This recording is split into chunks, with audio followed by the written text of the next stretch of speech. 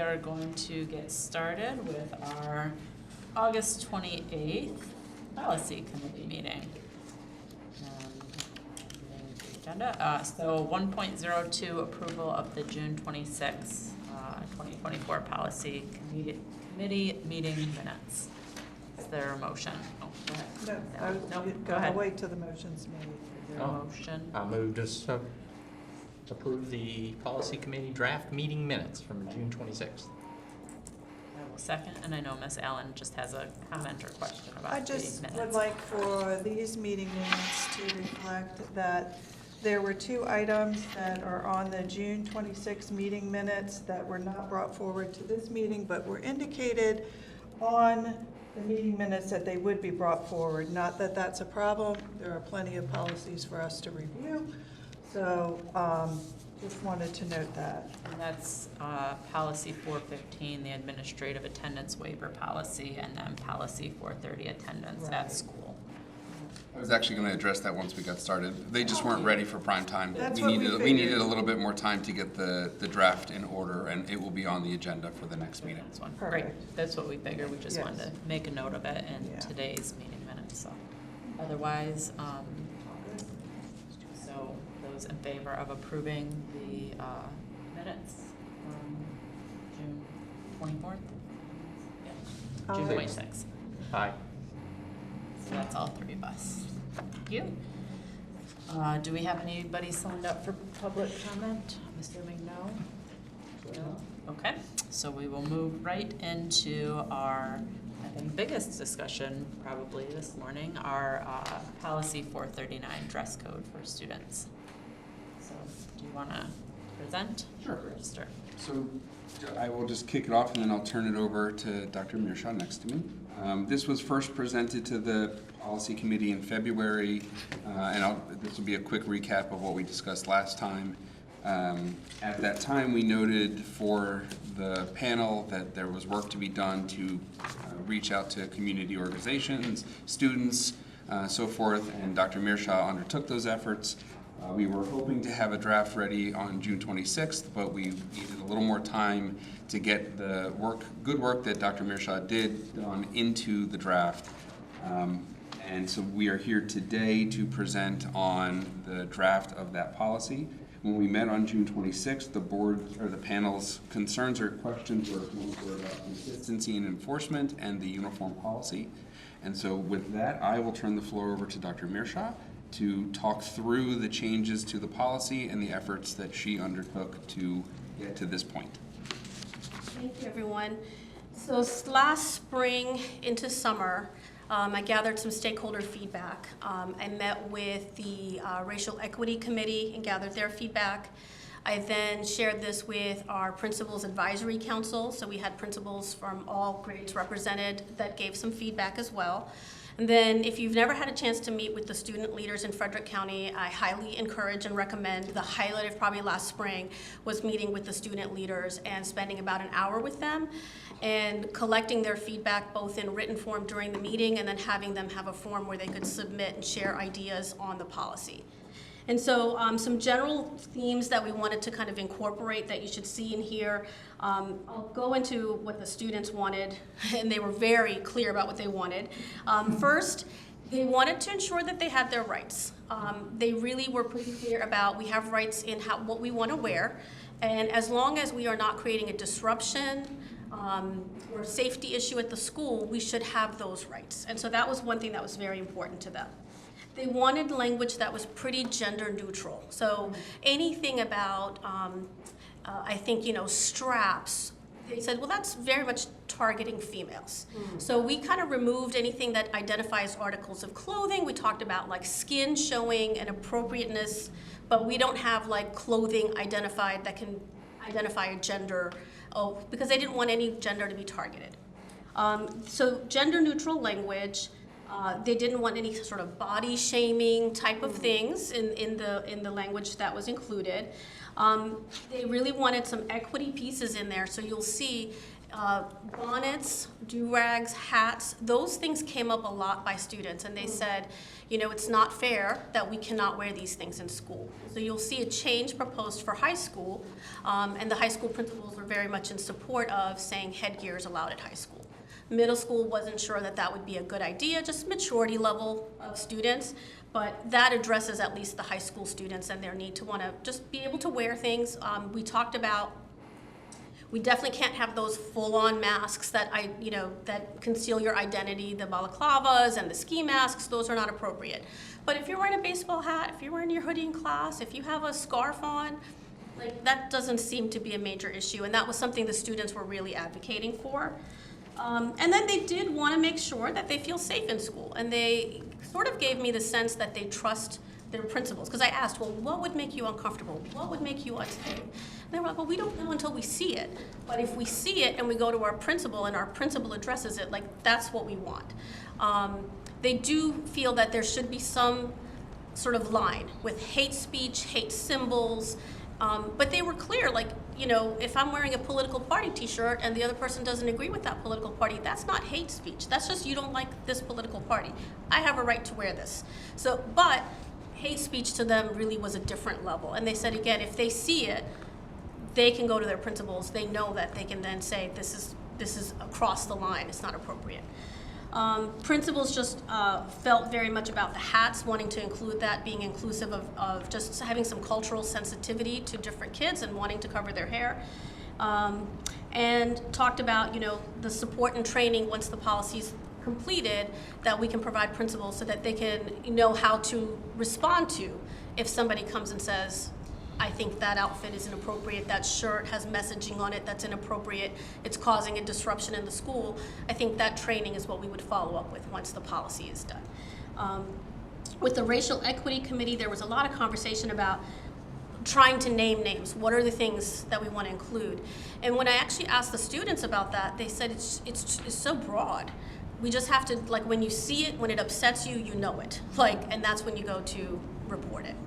So that was sort of the overview. I don't know if we want to go through any specific pieces or if you have questions about any specific pieces.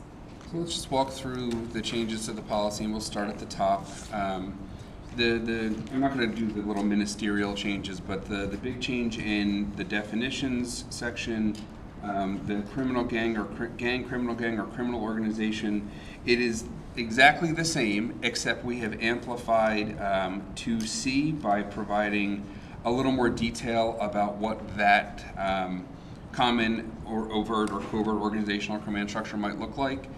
Name that separates the group from others, the identifying marks, a claim to a specific geographical location, and socialization with known gang members. That's to help understand the nature of what we're talking about in this, with that definition, and it's consistent with the gang activity policy.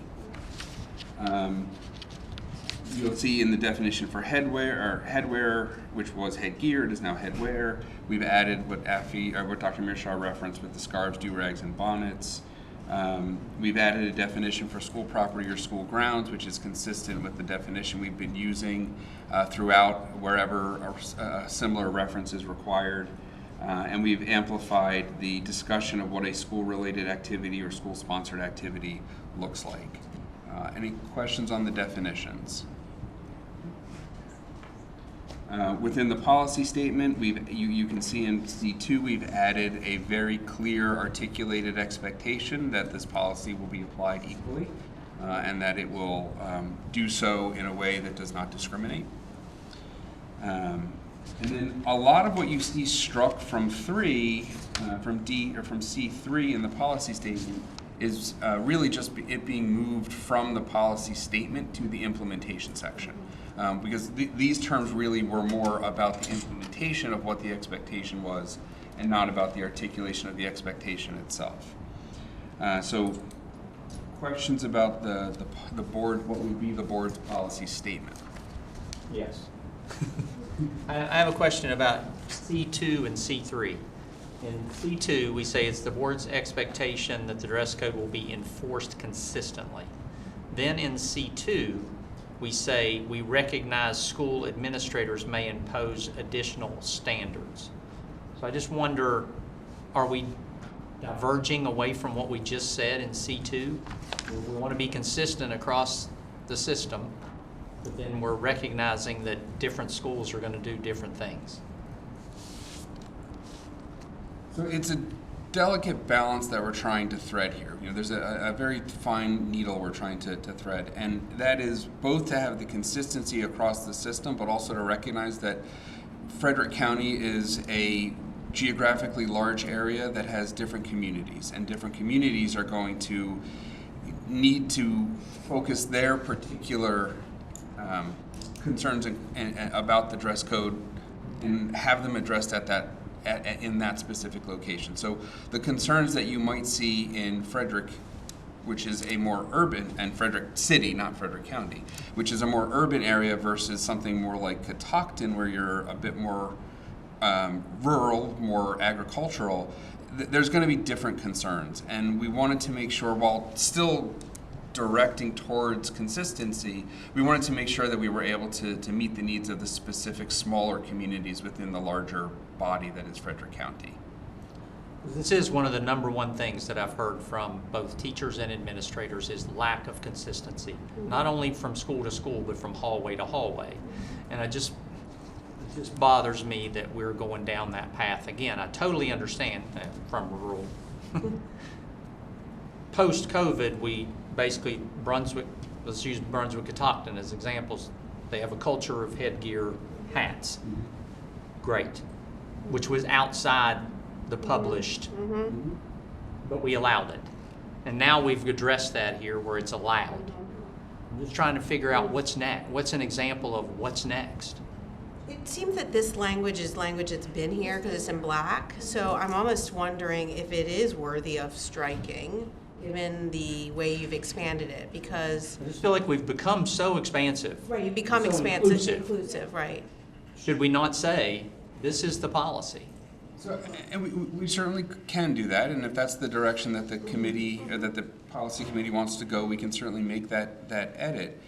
I think, you know, the very example you gave, though, may be the reason why to keep it, right? So you gave the example of the Brunswick community and the hats, and that was allowed even though it was outside the policy. This gives us the flexibility when whatever that next thing is that comes up allows us to allow the students in Brunswick to wear the hats even though it's outside the policy. I'm wondering, Mr. Bluvis, then, if it might make more sense to ensure it's not incongruent, is not to give school administrators the ability to impose additional standards, but to say that, you know, school administrators can sort of as long as it's within the bounds of the policy. I think it would help if there was an example. The only thing I can think of is if a student was to wear a shirt that had something on it that was felt to be offensive in one school community and not felt to be offensive in another. That's the only thing I can think of where a principal could say. That's what I'm trying to think of. We've Right. gotten so inclusive, I would say, on here. Yeah.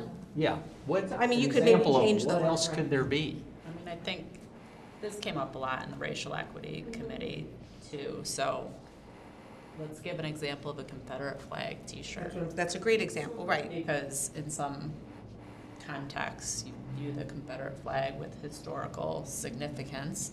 And on the other hand, also the upholding of the enslavement of, yes, and many view it as a racist symbol, right? And so, and I think for the policy perspective, if we as a board face an appeal of a decision at the school level, that the policy has to be consistent enough that we can view that regardless of where the student is in the community. And I think it is a delicate balance, and I don't quite We could know go on and how. on forever about that discussion. Well, 'Cause we I'm can trying, go I'm on, just trying to, right, but- because we go down that path, I'm trying to think, do we have a school in Frederick County where we would think that the Confederate flag is acceptable? Yeah, there are some students who wear them as belt buckles and they things find like as that. that it's acceptable. In their standard, in their family, or in I always find it interesting that we Yeah. always talk about people. But that's actually a real example. We've Stealing had culture. Some of our high school students, It's a real example. it's a real example that has happened in the last few years, where some students raise concerns about other students wearing a Confederate belt buckle, things like that, and so. And we allow it. according to this policy because in that community it was felt to be an acceptable standard. However, if you look at the I'm new- actually shocked by that we Yeah. have a Two, community though. within this county. 'Cause this isn't the South, let's be honest.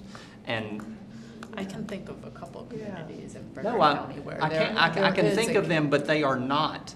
They are they are grabbing something that is not part of their culture. I'm from there. That's what bothers me with people like this. They're Disagree like, a little bit. oh yeah, that's my Yeah. culture. No, it's not. You weren't from there.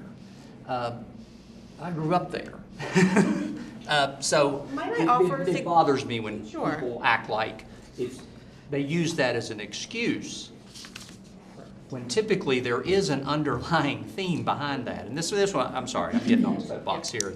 This is about the policy, but I think it would First be- Amendment rights, and I have at it. think it's reasonable though, and I was just saying, I think taking this line about school administrators out, I think is probably a reasonable thing to do, to say, let's not have additional standards specific to the needs of any school. I think that probably is outdated language, and I think it's reasonable to strike that, and then stick with just the initial, which is the board's expectation that regardless of race, gender, any of the discriminating factors, or excuse me, the different factors, that it's an equitable policy that is enforced equitably across all schools. I do think taking that administrator sort of thing out of it, maybe make it more consistent. And so you don't have one school saying, well, the administrator at this school says this is okay, and the administration at this school says it's not. I do think that might be outdated, and we should probably remove it. And I agree with the example of, if it comes to an appeal and we're looking at the policy and we're looking at the regulation and there's not consistency in the language in the policy or the regulation, it makes it harder to make a decision.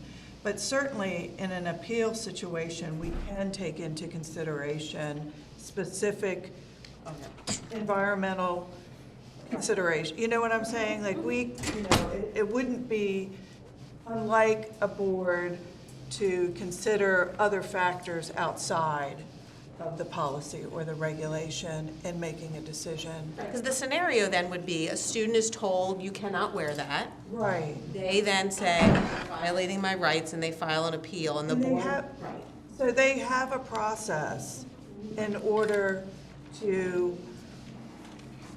fight back, I can't think of the appropriate word, but, to come forward to the board if they really feel that their rights have been.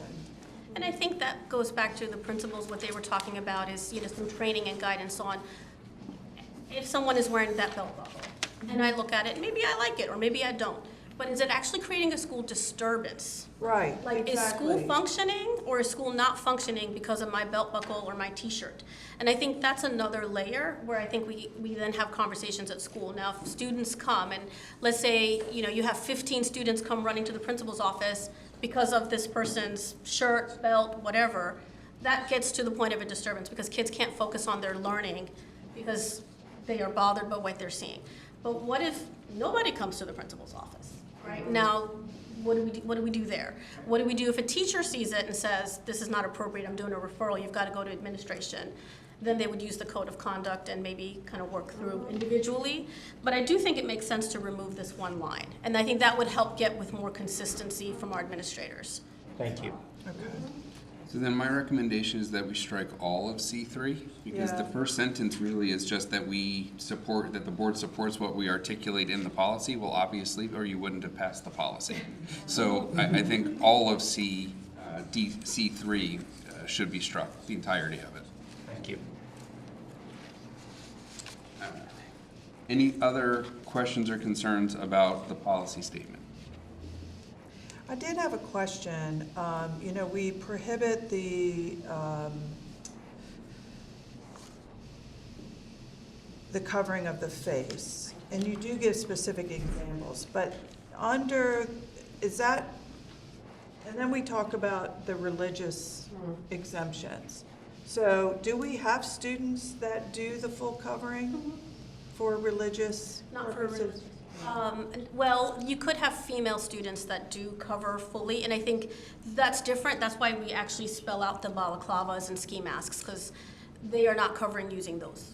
Okay, all right, so, So that brings us into the discussion of the implementation, which again, really it's a lot of just what was in previously in the policy statement, moved down below. Rather, it's extensive, so I'm not going to go item by item through it. Are there other questions or concerns with the way staff have proposed the implementation piece?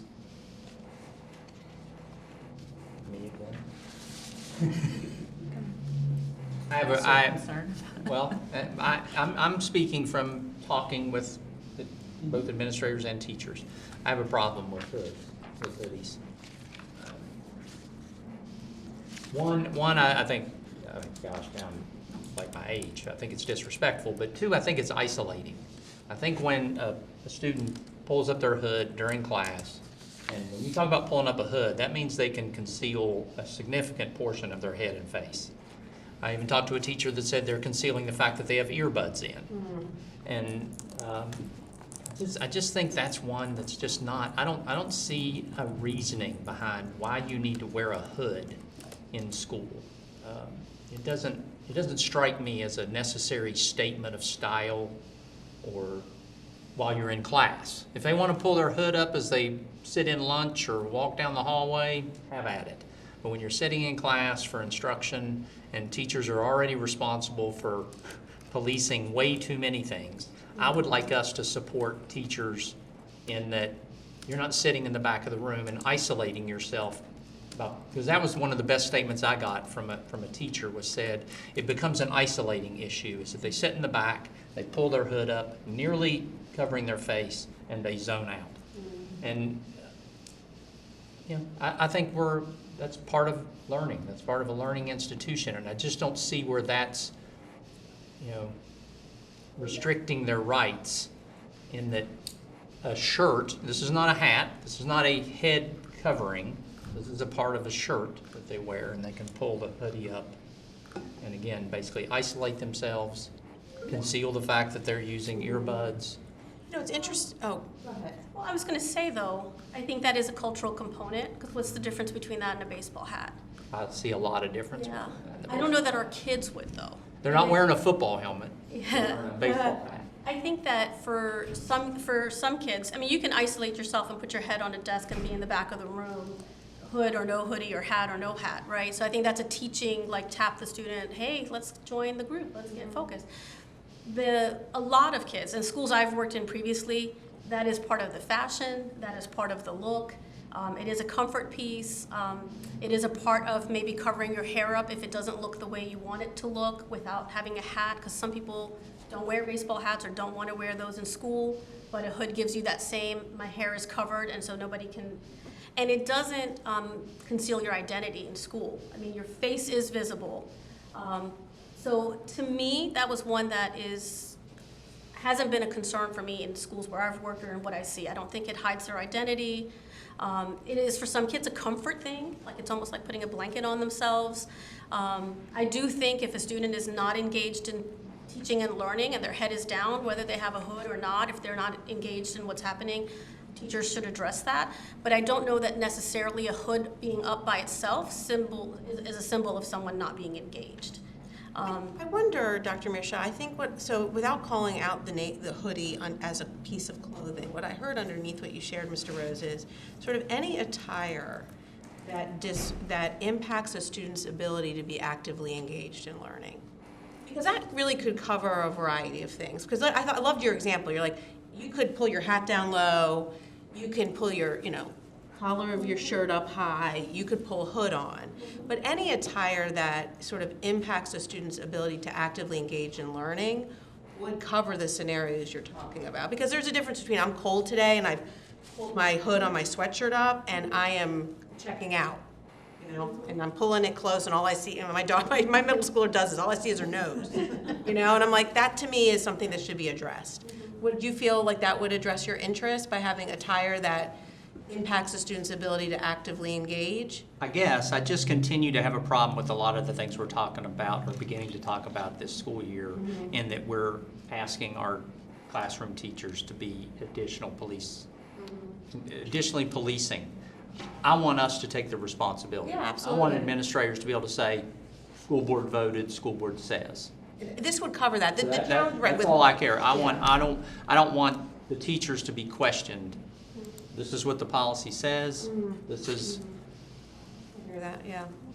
I think that language, though, would help, because if you're wearing a hoodie, but you're engaged, you're participating, you're part of the lesson, you're doing the work, we don't need to necessarily pick a fight with a student either, because that could then become a battle in the classroom with the teacher, the student, and administration, if you're working and you're engaged and you're participating. But I think that language about active learning and engagement gives us something where it's not about necessarily the hoodie, or the hat, or the collar, or the scarf. It's, you're not learning right now, and I need you to be learning. Like, I think that allows us to take it to a point where kids might see, because I think that's part of the struggle. Why are you asking me to remove this? Like, who am I harming?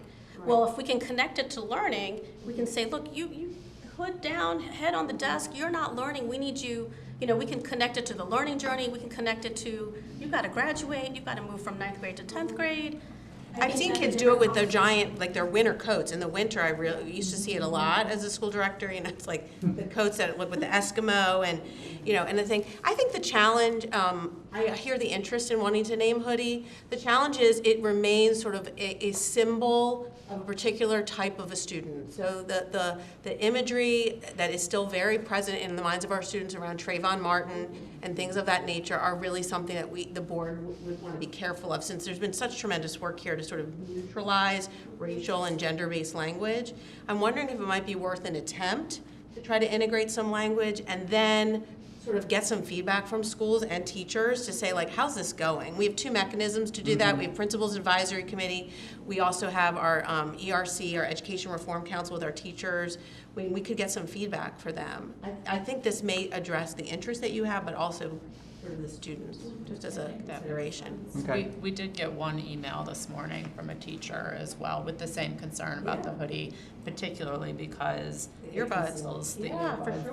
we're really trying to enforce This that. version would let them address it right away.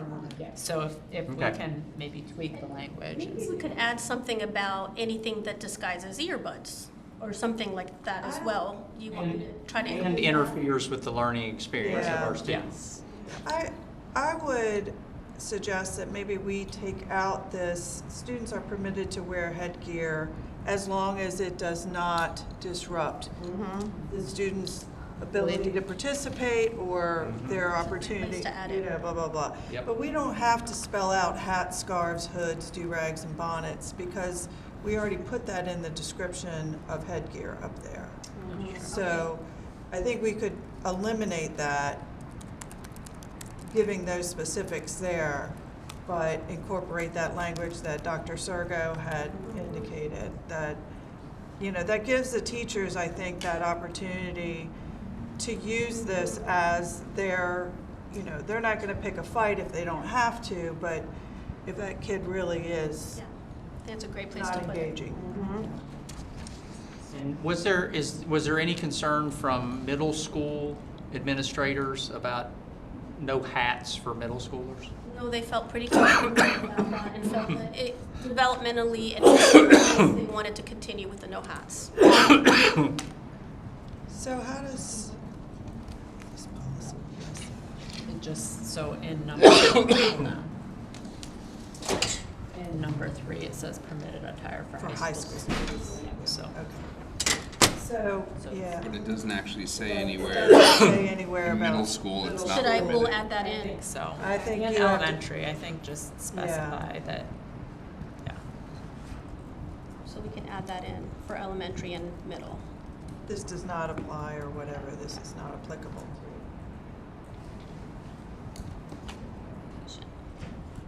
And I just want to say on number 4, on the prohibited attire, I think you all did a really good job of reframing, making it less gender focused, which I think tends to be a challenge in dress code policies, as you mentioned. And I think that there's still some flexibility for administrators in here too. So when you talk about you cannot wear attire that is disruptive to the school environment, so without saying, what was it previously? Students are restricted from wearing clothing that is unduly revealing with those examples. So I think there's still some flexibility, but it's clear that the dress code policy is supporting the learning environment. And so you still can't show up in a bikini, In a to bikini school top. because that would be disruptive to the learning. Right, it doesn't necessarily say that in the policy, so, but I appreciate the way that you've reframed each of these. I think H is where it gives the flexibility of, sort of anything, an image, a symbol, a material, another item, anything that promotes hatred, hate speech, unacceptable, that gives the schools and that leeway there. And also the one underneath about just the disruption to the school day operations. So then the only other addition, everything else in here is, in the implementation piece, is the same as the reference to the athletic year being regulated by the MPSSAA. It is, of course, up to the committee. We can make the changes in terms of striking C3, adding to D3 what we talked about, the attire that impacts ability to engage in learning, and striking the examples, making the reference to the elementary and middle school hats not being permitted. I did catch a typo or two as well that we will fix. We can do all of that and advance this to the board, or we can do all of that and bring it back to a future policy committee. It probably would not be the next one, because if we're going to bring it back with time for Dr. Mearshaw to bring it to the ERC, she needs time to do that, so I don't know that it would happen. I didn't mean for you to have to go through that. I don't know that it would happen before the next policy committee meeting. It probably would be 2 policy committee meetings before it came back.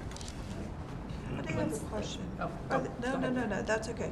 Are there any COMAR regs that address school student dress codes, other than probably uniforms maybe, but? I don't, well, we can go back and check, but I don't recall anything in Comar that specifically, and I'm getting a, from way back in the corner over Is there, a Dana shaking, here? he is, and he's Dana is one of our resident Comar experts, and he is shaking his head that no, and I didn't think there was, but. There's one for employees, but Not for students. Okay, good. All Well, right. I would personally prefer to go ahead and take this before the board for first reading, because I would be curious to see if we get any public comment. I imagine we will. And I'd like to, and then it might come back to us. Okay, yeah, very Instead of well. coming back to us just for these changes we've talked about, let's make those changes, take it to the board for first reading, let the public comment, and then it may come back to us. I agree, and the board hasn't seen these revisions either, so they might have some, the full board might have some additional comments. So I agree, let's advance that to first reading, and then, if that's okay with Ms. Allen. Absolutely. Really good. Yep. Thank you very much. See you Thank later. you for all the Feel work. better? Yeah. Yeah, Appreciate thank it. you. They gave us Enlightening. good information from our Yes. students and our administrators, and we'll keep working.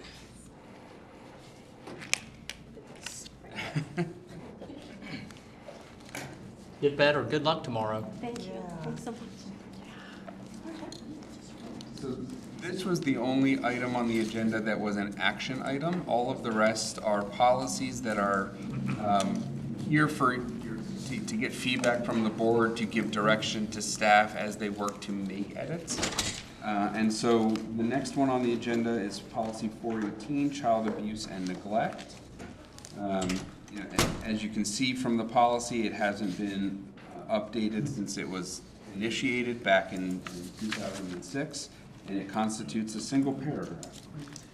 So I will call up to the tables Dana Falls and Janet Shipman, who are our resident experts on the policy, so they can hear your feedback and what you would like them to do as they work to make revisions. Thanks for not calling us abuse experts. I appreciate that. Just on the policy, not on the abuse.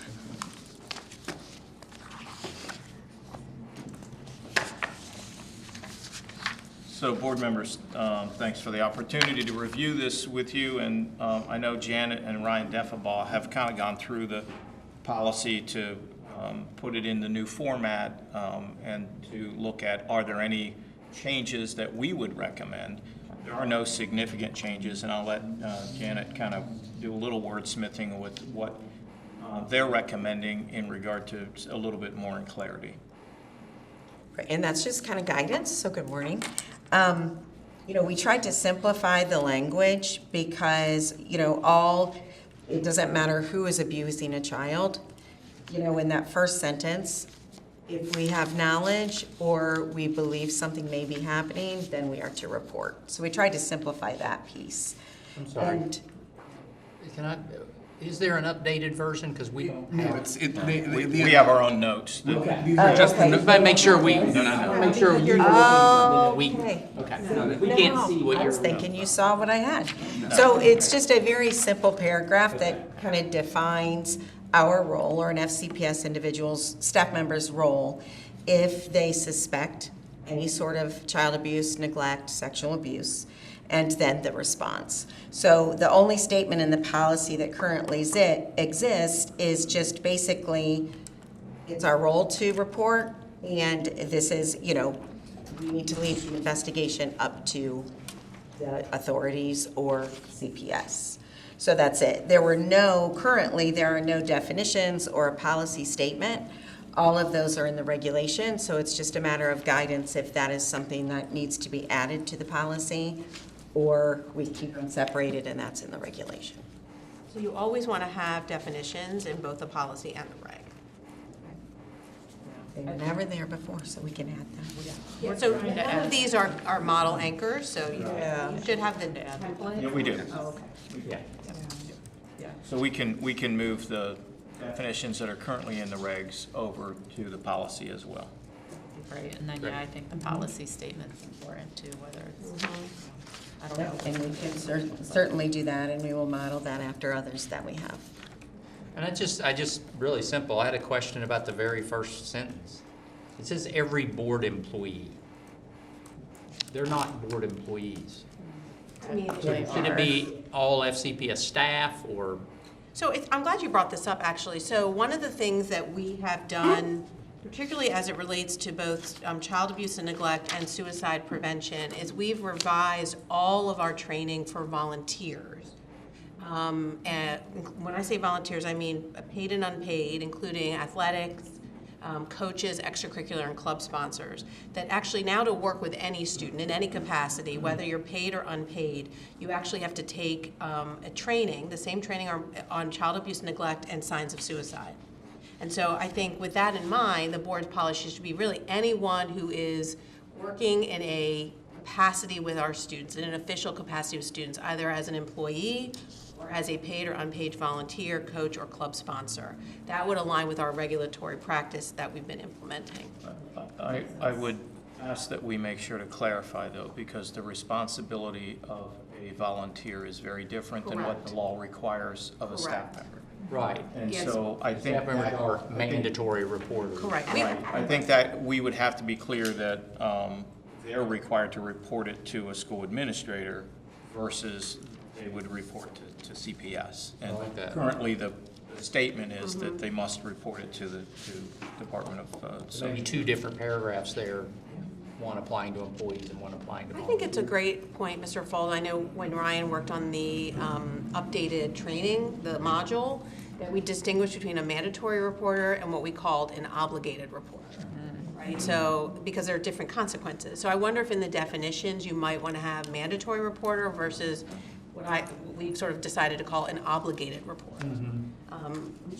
We have a lot of people working in official volunteer capacities with our kids in a variety of ways. And while the law doesn't say they're obligated, that they're mandated, we consider them obligated to report, so. I like that. You're right, Mr. Falls, the process of reporting is very different. Yeah, and I'd want to, if we're gonna include them in that first paragraph, I just want to make sure that we flesh that out a little bit differently. I agree. So I looked at Montgomery County's policy, child abuse and neglect, and it is 6 pages. And it really does go into some of the detail that we're talking about. And it also speaks to not reporting it, which I think is. There's a consequence for not reporting. Failure to report. Failure to report, which I think, I don't know, I feel like we should probably touch on that there's, you know, it isn't just about the reporting, it's if you do not report, there are consequences for that. So, And it isn't about doing, but it's also about not doing. Right, right. Yeah, yeah. Okay, so just for clarification, as we move forward in making the changes, a lot of that is in our regulation. Uh-huh. So we want all of it in both the policy and the No, regulation? I think what you're saying is that we reference Right. that failure to report would bring consequences per regulation. Right, I'm not saying that we have to, right. Yeah, but then like we always do at the bottom, we reference any Right, and regulation, the any regulation. code. Talk about moving all the language Like over, that. reference Right. that it's in the regulation and that there are consequences for failure to report. The regulation would dictate how that is, but I think generally speaking, we would engage in a due process and progressive discipline for any evidence of failure to report. Right. And we have people who we terminate, who lose their teaching licenses, you know, things like Right. that. So you don't have to get into the how, just the what. And The it isn't- policy is the what. Yeah, it isn't just teachers, you know, we have absolutely. counselors Sure. and, you know. All staff are mandated reporters. Right, exactly, yeah. So. Prince George's County, I looked up theirs, and, you know, these are dated too. These actually have not been updated since. The law hasn't changed in a long time. Right, this is like 2018, this is 2016. So, You still win with 2006, though. we are the champions, yeah. But this one's only 2 pages, so it's a little more concise about, you know, that. And then I did look up the code under the COMAR things, which I'm sure you guys have, and you're right, that hasn't changed, so that's been consistent. So there weren't any updates on that. So, but I felt like it needed to be a little more expansive. Definitely. Sure. Yeah, it's a Than good that one opportunity to do paragraph. that. Yeah. So, that's all I have on that, thank you. So if there's no other feedback about direction, about things that the panel would like to see, we'll turn this over to our team here to work with Ms. Chesney to get the policy into a draft form so we can hopefully present it at the next panel committee meeting at the end of September. Yeah, I think we should be good with that. And fortunately, the same 2 individuals are our experts on the next one, which is student suicide prevention and safety training. This is a bit more recent of a policy. It only dates back to 2019, but it is not much more extensive, as it really is, again, just another couple of paragraphs. So again, no actual proposal to present from staff. Just want to hear from the panel members what it is you think you'd like to see in an updated version of this. I know that Ms. Shipman and Mr. Falls have been working on this, so they may have some ideas to share about what could go into it. But you know, this is again just a discussion opportunity. I'll turn it over to them. And I'll start off by saying the main things that we would propose is that we add some more language and implementation in regard to the responsibility of staff to report to the appropriate personnel, the school counselor, or the social worker, or the school psychologist, if a student, if they become aware, whether the student makes a statement or whether it's reported to them by someone else, that a student indicated some concern of self-harm. And so we want to make sure that we flesh out in policy that there's a responsibility to report that to the appropriate individuals, and if they're not available, to the school administrator, to make sure that in real time that gets addressed and then handled appropriately. I had a couple for you, I don't. So yeah, I'm finished.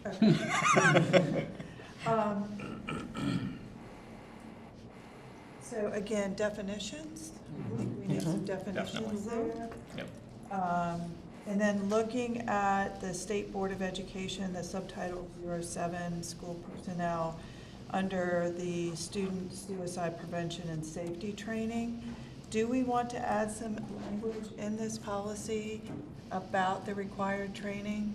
You know, I know we speak to that they will be trained, but do we want to strengthen it to indicate that it's required? So actually Janet and Ryan have proposed that amongst ourselves Okay. to add information about the training and what we're training in. Yeah. And then the deadline when that training has to occur, which is Yeah. by December 1st Okay. of the year. Yeah.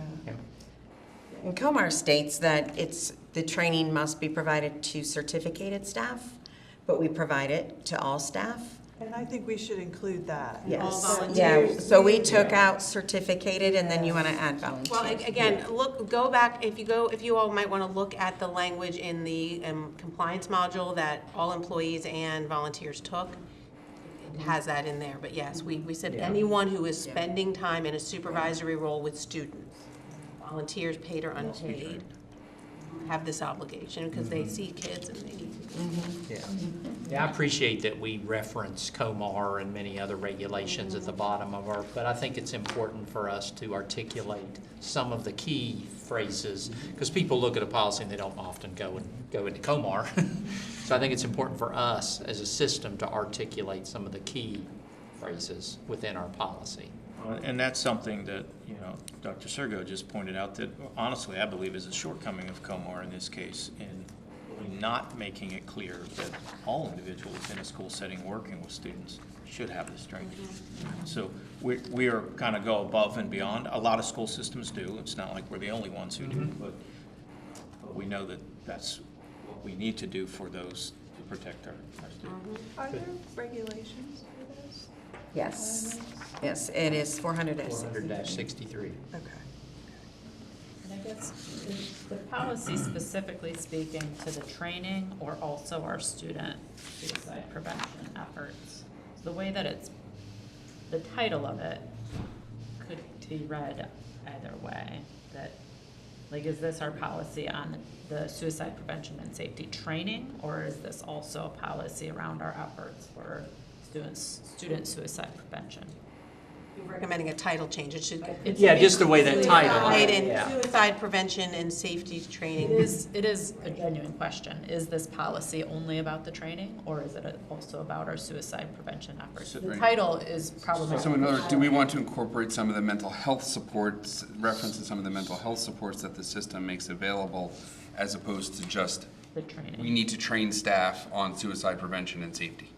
So to answer your question, my interpretation is this policy, as it is written currently, from whenever it was last revised, is about training. Okay. I think it is a great question though, for the board to say, do we want this policy to be more than just training and more about our efforts, which include training? Right, but we don't have another policy probably that addresses suicide prevention efforts. correct? But some of that is in the regulation. Okay. Gotcha. Because it looks like they just gleaned this title from the Comar title. It's identical. This is a compliance piece. And again, do we want it to be more than about compliance? I kind of agree with Ms. Gallagher. I think it should be more. Yeah, and maybe there's some pieces from the regulation, not necessarily in the implementation, but, you know, there's no mention of caregiver or guardian involvement. And I'm assuming that that's part of the training and part of our efforts around when we have a student who presents, but there's nothing in the policy that says, you know, this is. Well, and there's nothing in the policy that talks about our educational efforts around it either. Really trying to educate students about the warning signs and how to report and how to advocate for others in that.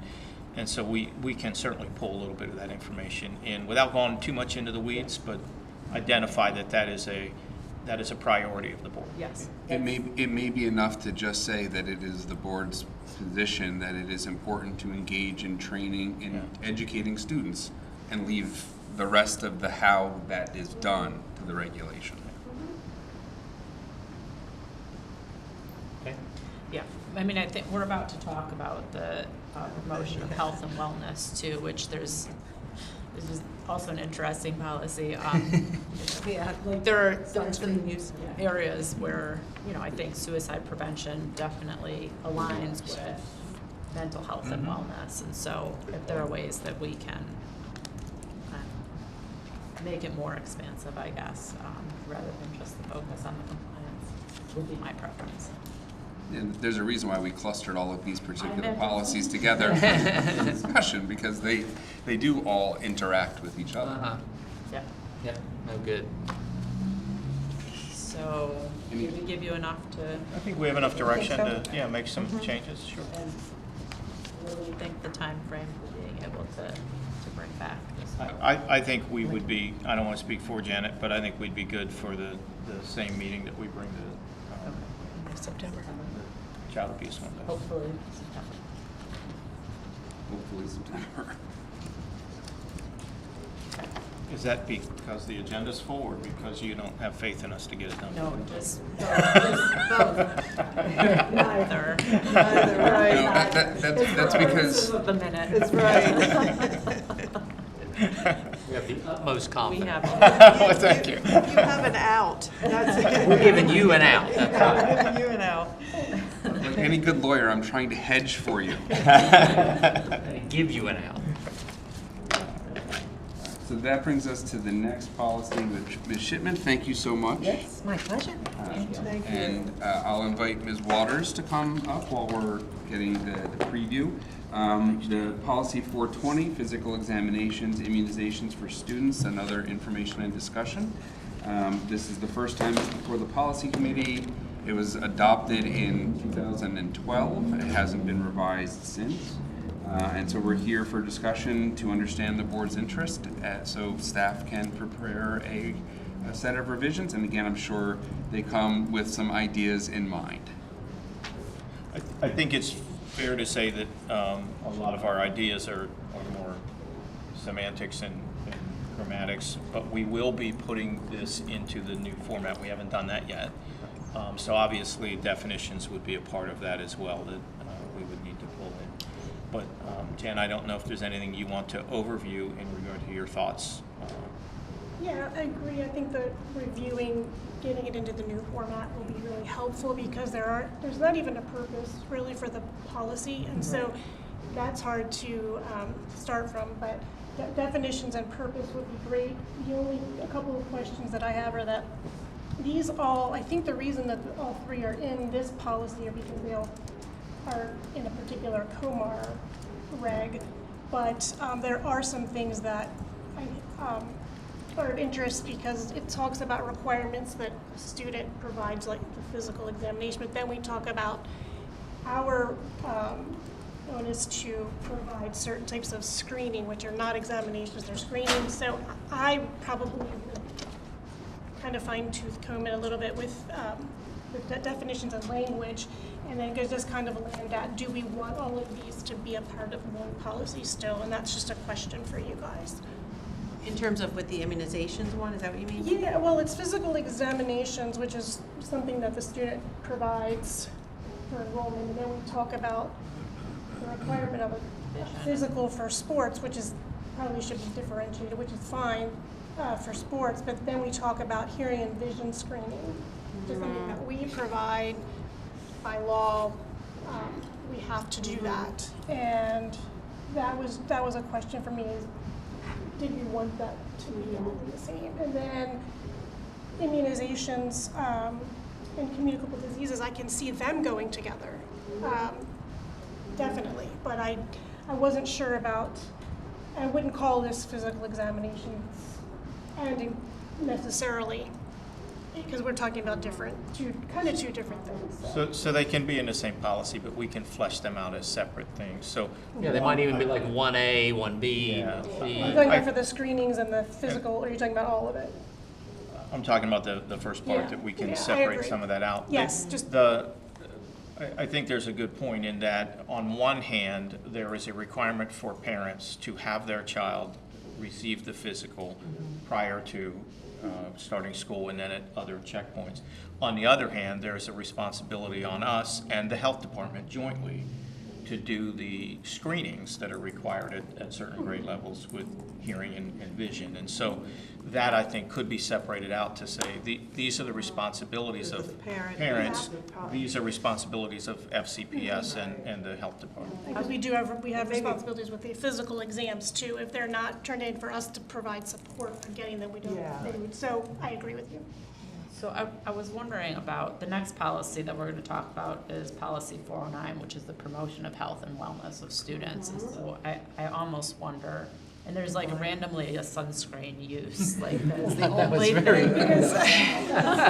to me, Don't care for yourself in any other way. Make sure you use sunscreen. but to me, Yes, it is. Make sure you have your sunscreen on while you're vaping. but that's the only thing that, but, so to me. Right the- advocates got the board. Vision and hearing screening also aligns with that we provide. Right. The promotion of health and wellness. I questioned whether joint these responsibility. policies shouldn't They be should be merged in combined. some way, and we could certainly work with Brian on that to, but I questioned that myself as I looked at the two policies, like, why are they standalone? And this is all about student health and wellness. Correct, right, and so maybe there's a way to pull both of these together, or to separate out maybe the first portion of 420 and put together, because then 409 also talks about the school health council.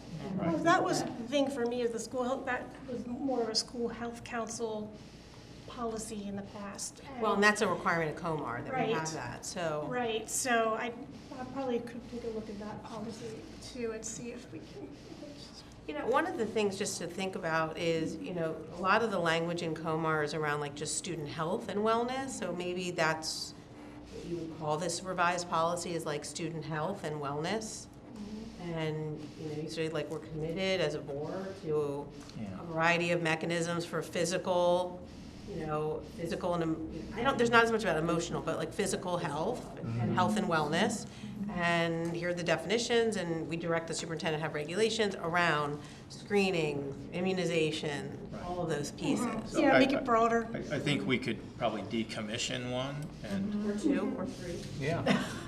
Create a new one. Mr. Blevis's favorite thing. I love decommissioning. Also, Are you just getting quickly, You could probably get rid of sunscreen as well while you're at it. I meant decommission a policy in it. No, I know, I meant, but decommission, well, I mean, the immunizations Such a broad discussion about need sunscreen. to be updated as well. but you're right, I mean, this is primarily a compliance requirement. Like, we have things that the board has to demonstrate that they have a policy in place to make sure that we met the standards of COMAR. Is there another policy that you know of that would be combined with this to? Oh, no, I was saying, just to reiterate what's been shared, I think the current promotion of health and wellness with the physical examinations and immunizations at a minimum. Yes, right. Decommission the physical examination policy, move that information over into health and wellness. And Yes. again, I think we could work with Brian. Brian, you might as well join us, I mean. I think we could work with Brian on how to do that. And Kathy, sorry, I didn't cut you off. Fine. Brian's the expert, that's why he's here. No, yeah, We can just roll right into this one. exactly. And again, the sunscreen was placed in 6 years ago because it was mandated that sunscreen had to be in somewhere and was placed in there. So it was required to be in there. So I think looking at both policies and joining them together would make a whole lot of sense. I would agree. And then do a separate one for communicable diseases. No, I think that can be right. It'd just be another subsection Board of of Health and one Wellness. policy. Yeah. Okay. Because you said you wanted to combine it with Well- immunizations, right? So I'm going to push back on the separating out the communicable diseases, because this is a policy directed towards students, and the communicable diseases, as it's written now, is for students and staff. Okay. I also think that there is a place, this was written in 2012. We have since gone through COVID. Learned a And there's lot. lessons that we have learned that the board might want to think about in a standalone communicable diseases policy that is applicable across the board to no matter, whether it's staff, whether it's a volunteer, whether it's a visitor, whether it's students. I think there is a place for communicable diseases to stand alone. Could there be a statement in this policy that references the standalone? Oh, absolutely. You know what I'm saying? So that when you're looking at one policy, recognize there might be something that's more expansive that a parent would look for. Absolutely, it would absolutely be referenced in the related policies. down at the bottom. sections at the bottom, but there could be a specific sentence as well that, I'm also though wondering, just to sort of find a space in between the two positions, really when you think about the purpose of the policy, it's to sort of illustrate the board's commitment. And so really, you don't actually have to say much more than what's here in the communicable diseases. But if we don't have a communicable diseases regulation, that to me is where it should stand alone. It's just my 2 cents, because really what you're talking about, the lessons learned are really at the level of implementation and monitoring and how we make decisions and all of those things. I just wonder if That's a good. we leave it here, but then also find out where else we need it for employees and other groups and include it there. That was just sort of something I'm. the other, I mean, that would, you could leave it here, but then you'd have to incorporate it into a staff wellness policy. Which is coming up, isn't it? Didn't we, we're doing a reg for that, I think. That's a reg. But we could, I, just my 2 cents would be, I don't even know if there's enough meat here for its own policy. So maybe I don't know. I know many school systems have it as a standalone regulation. And we do have that, and it needs to be updated. Right. I would be interested to hear, if we talked about doing that, to hear input from those that went through what we went through and what might be included in addition to just a paragraph. I don't think the policy needs to be long. But if it fits in our new style, Yes. definitions, implementation, Yeah, oh, it certainly I would. would like to hear from a group that went through what we went through as we're talking about communicable diseases and how that might fit. I think however we craft that, we have to leave it open for what we don't know.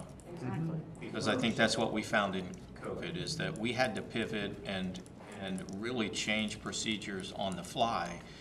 And I think we don't want a policy that locks us in so tight that we don't know what's coming next and what adjustments we might have to make. You know, if you look at really the heart of what's in this particular section, it basically says, if we think you have a communicable disease, we can exclude you from school. So you don't get anybody else And in. you have the responsibility to report it if you know it. Exactly. And so that was the impetus for me saying, that's simply the statement, like the board, everyone has a right to go to school and all this, but and we aren't making those determinations, the health department is, right? They're the ones making those determinations. That's sort of my thinking on why to leave it, be brief, and may have a reference to something more elaborative. The challenge, though, I think is, this is geared towards students. We put it into a staff policy. Then do we need yet a third one to address volunteers or contractors or visitors? A 300 that's for just personnel. But personnel doesn't include. Staff. That's Students. staff. That personnel doesn't include visitors. So why don't we just make this policy inclusive for Frederick County Public Schools, promotion of health and wellness? So then it wouldn't Frederick be in the County 400 Public series Schools. as well. Right, what I'm saying is maybe it needs to be a standalone policy that's in the 100 series, that is a board statement on communicable diseases across the board, and that way we don't have to try and figure out, it's referencing students, but it applies to visitors. I mean, that's where I think you create some confusion that I'm trying to. There we're being inclusive That makes under sense. 100. Yeah. And And it doesn't require us to put one in 300 and 400 and then go back and change the 300 and the 400 and the one every time. Yeah, that's we're- good we need to observation. make an update. For these policies, for the 420 and the 409, and I'd love the idea of decommissioning and merging. That's like my favorite thing to do. I do feel like this one will take a little bit more time than to September, because I will want to get the Department of Health involved in the conversation. It's your policy, it's not theirs, but they play a role in a lot of this, and I think that we should, incorporate them as our partners in the development of, what our policy is going to require of them. Sure. Because they do have a role in that. Well, and if we're going to decommission, we want to make sure we have a place for the communicable diseases and the 100 and then have Won't do time. all of it at one time. Let's do it Yeah. all at once so that when we know where everyone's going to live, so. I was thinking Brian could have it done tomorrow, but I might have to work. It's only, In the it's only 10:30 now, regulations, so. do we have regulations around immunizations? Do we have regulations? Yes, We yes, do? we Okay. have regulation 400K, I'm reading my own handwriting, I think it's 6.4. But again, it hasn't been amended since '05, and then we have the communicable diseases, which is 200-26, and it hasn't been updated since '04. And part of it was, the state has just finally updated their communicable disease summary, which COVID, and now they have to make a change to that too, because, anyway. So I think we can look at the applicable regulations and pull in what we need to into the standalone 100 series policy. And then we may be decommissioning some regulations as well and merge into one regulation under that policy. Just because under the COMAR regs, it does talk now about preschool program. We don't reference preschool. I mean, we talk about all, but as we expand services, I think we need to include that in the language. And also for the religious exemptions. So under the school health services, I don't know if we speak to that anywhere. We may. In the reg. In the reg, It's in the reg. okay. Well, then it doesn't really necessarily need to be in the policy. So, but yes, there were like 8 sections in that area that were just. And there are procedures that we follow for those that are not in compliance. And again, we don't really need any of that in policy. No, we don't. But we do have those standards and expectations. We need to add the pre-K to the reg. This is going to be a significant undertaking to make the kind of wholesale revisions, create new versions of existing policies that are merging, create new standalone policies, bring the regulations in line with what will become the new policies. This is going to be a significant body of work, and I would anticipate at the earliest, we're talking November, December. I was thinking December is fair, honestly. December? Okay. Okay. Yeah, so we can set an expectation that, but I think Well, and I that's think fair. it needs a lot, so Deserves do it. it now. It Yep. deserves Well, again, it. if we want to get some input from the health department as well, I think we need to have that timeline expansive enough that we can do that. Great.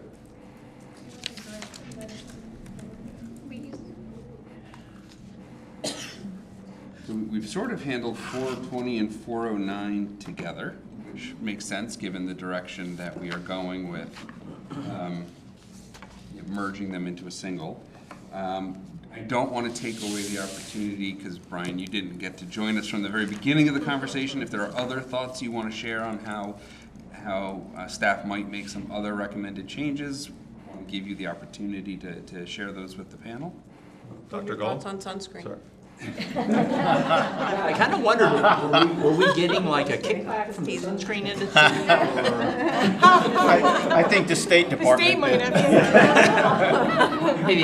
Maybe the bug spray people would want to get in. Feature them on our webpage.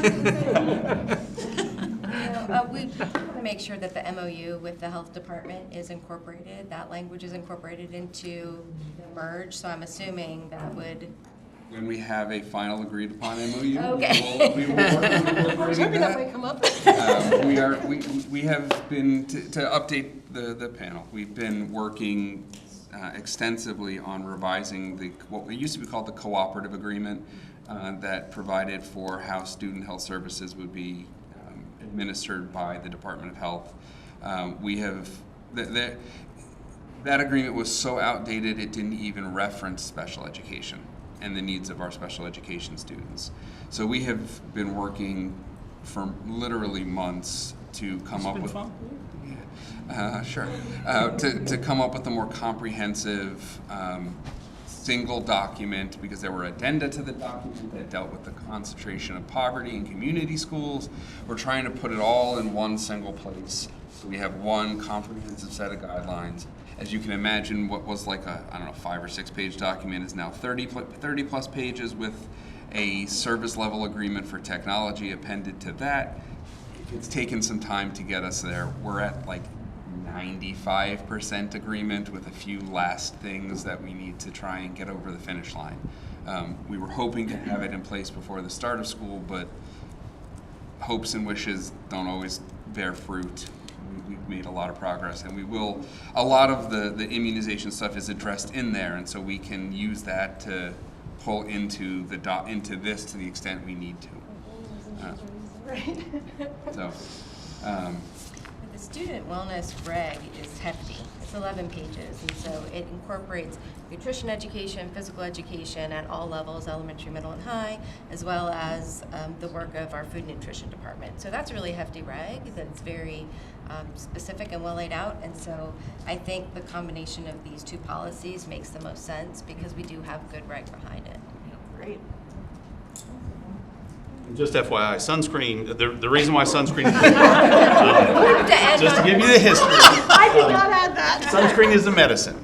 And so therefore, you had to be trained to provide a interesting. medicine. And so as our kids in physical education and recess and everything else, we were taking kids outside, parents wanted the kids to have sunscreen. And because it's a medicine, there had to be certain protocols put into place. So there was a change in state law that modified the language in order to support so that anybody could provide sunscreen and that the child could carry sunscreen inside of a school and it could be provided and applied to a student I think before we going added it outside. to the regular Makes sense. education administration regulation, right? So just a little history. And there was inconsistency across the state. Correct. In the interpretation by health officers as to whether that was able to be carried by students or not. So just truly out of curiosity then, has that definition changed? Or if a student wants to bring sunscreen, they're allowed, but they have to put it on themselves? No. So can an adult or an It's employee kind or of volunteer? permitted the adult to do that, kind of covering us for, yeah. So how does it, if a student brings a spray can of sunscreen, they're allowed to bring it and they are allowed to apply it, and are adults allowed to help when I think about pre-K? Adults are allowed but not required to help. Okay, and we don't need permission? Interesting, okay. It makes sense when you think of it as a medication, I guess, yeah? Yep. Does that apply to I guess bug bug spray doesn't qualify as a medication. then. Not medication? Yeah, but what if it has like DEET in it? The good ones all do. No, not the good ones, the ones that work. Yeah, the ones I that would actually find work. is good. Okay, interesting. Yeah. Something different. That's now a virus. Makes sense. All right. A lot of work to do. That is, Yeah, that's a lot of work. if there's no other, Thank you. no other information from staff to share? I wanted to say I appreciate this step. And that a lot of times we just get the red line version to start and we have to do a lot of, but I kind of appreciate this step where before you all get to work, we're looking at the old policy and making some recommendations prior. Well, and quite frankly, we had thoughts about the merging. It would have been frustrating had we put a lot of work into it and then the board said, we want to merge these together. So I appreciate this step as well. Yeah. So thank you. Thanks for taking the time. Thank you very much. That takes us to the end of our meeting. So, Do you have anything, what, I'll do like the, what, do you know what might be on the, So the two that were referenced previously will be on. We will be targeting 446 and the 418, which we talked about today. The next grouping. I guess I can pick the next. The roadmap needs to get. okay, I didn't mean to put you on the spot. No, it's totally fine. It just needs time to decide it wants to work. Here we go. So the next ones that are scheduled on the agenda would go towards student data privacy and technology acquisition. So those are 442 and 434, the next two on the agenda. Those are the next two in the roadmap that haven't been presented yet. sorry, can you say those numbers again? Sure. 442, student data privacy, and 434, technology acquisition. I don't know that there's another one, 436, school-sponsored publication and media student journalists. But given that we may have at least four actual policies for action on, I think 4 plus the 2 for information discussion makes for a pretty robust agenda. Yep. We can certainly do a third information discussion, but it can certainly also wait. Well, and something for us to consider is the full board on September 11th. We'll be having a discussion about cell phone policy, cell phone usage. And so if we're also talking about technology in this grouping, we might fit some time in the next policy meeting to take that feedback from the full board. You know, there's been There's a regulation. different regulation for that, that's not technology. Correct. Yeah. Yeah. You don't need to incorporate the cell phone stuff in the technology one, because it's got its own reg. It has But we its might own wanna- reg, but we don't might have wanna a lose- policy. We might want a board policy. Oh. Yeah. That's part of, Okay. part To of save the time in our discussion. September, for what discussion will happen on Yes. September 11th, to talk about 2 weeks And later. we don't set the agenda formally until a week before the policy committee meeting is scheduled, so there will be time in between, once the board has its discussion on September 11, for us to receive the direction from whether we need to create space in that agenda on the 25th or whatever the. Yeah. Yep, perfect. Yeah, I think that'll be important. That probably will be necessary. And we are making excellent progress through the 400 seats. Thank you, everybody. It's been a lot of Yeah, work, I think. great. Everybody doing a lot of work just left, Yeah, but. they all went to do more work. They stuck out. Okay. All right. Well, thank you. Then we will adjourn at 10:48. Awesome.